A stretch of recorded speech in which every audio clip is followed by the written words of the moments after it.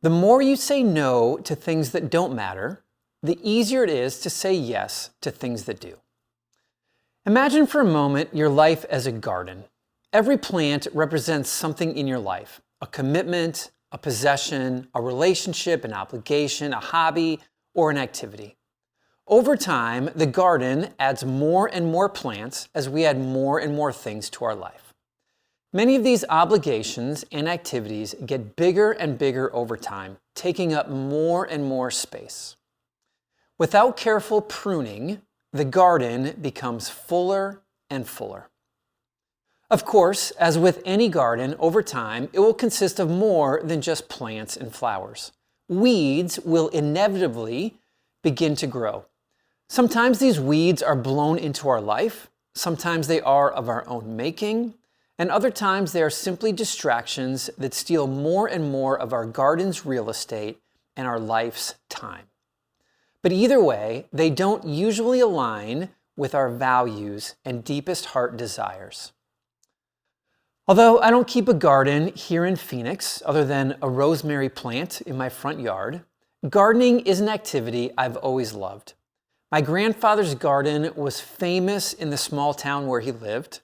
I loved helping my dad, who grew up on a farm, tend to our backyard garden when I was growing up, and I maintained a small garden at each of my homes before moving here to the desert.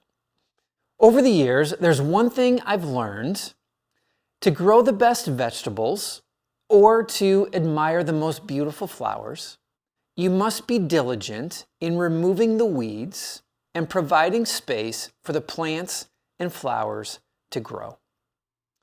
The same is true of our lives. By learning to say no and by pruning our lives intentionally, we make room for the things in life that bring beauty and fruit. Now, there are lots of people who have a hard time saying no. And if that's you, it might be helpful to remember that saying no might be the most productive thing you can do. Weeding a garden or pruning a plant is not wrong or selfish. It is required for fruitfulness.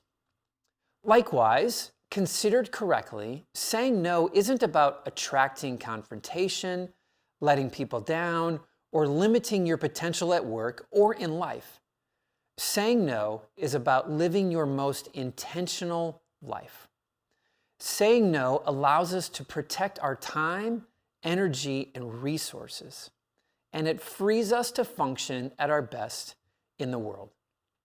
When we stop filling our days with unnecessary commitments, we begin to see clearly the things that bring us joy and fulfillment, and we give them the space to flourish.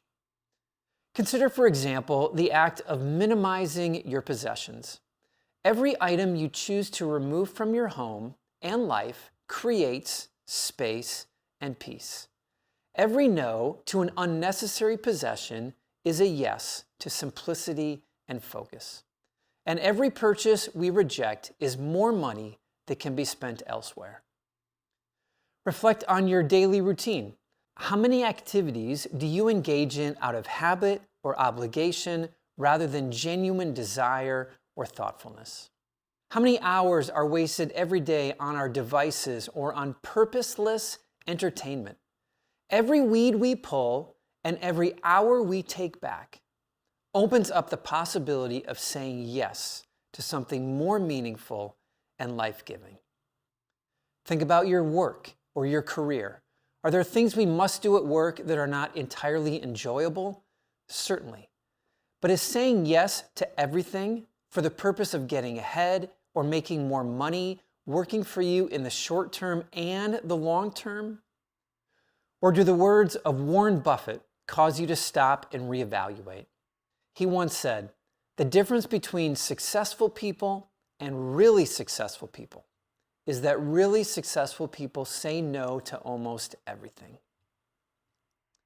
Minimalism is essentially about intention. It's about removing distractions that keep us from our values. It's the deliberate choice to focus on our limitations and those pursuits worth the one life we have to live. This philosophy can transform not only our physical spaces, but also our schedules, our habits, and our well-being. With fewer distractions, we gain clarity and focus. We become more present in our daily lives and more engaged in our relationships. We find time for personal growth, creativity, and rest. Our stress decreases and our sense of fulfillment increases. When the weeds are removed, space and beauty and fruit is found. If you spent any time gardening, you know that removing weeds can be hard work, but it's always worth it in the end.